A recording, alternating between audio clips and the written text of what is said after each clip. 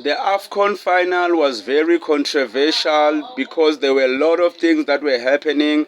Moroccan boys, those guys on the sidelines were stealing the towels of goalkeepers. There were lasers shown on Senegal players.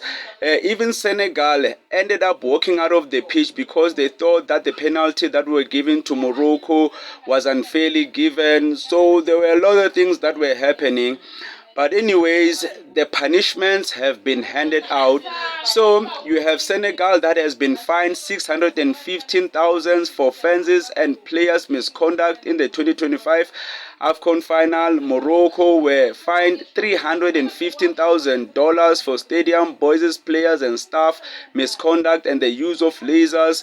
Senegal's coach Pape Thiaw has been fined $100,000 and suspended for 5 matches.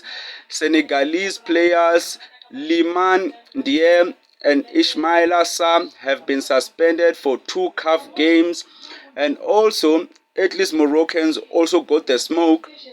Achraf Hakimi has been suspended for 2 CAF matches for unsporting behavior because he was also stealing the towels of the Senegalese goalkeepers, right? And also Ismail Sabiri has been fined $100,000 and suspended for 3 CAF matches. Yeah, so those are the sentences that they have been handed out.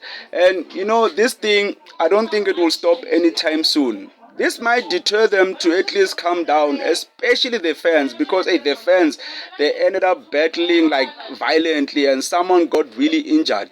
So this has been happening a lot. When you take those North African teams like Morocco, Algeria, Egypt, those teams, man, they are very aggressive when they play against sub-Saharan teams, people who are ethnically African, because those ones are Arabs.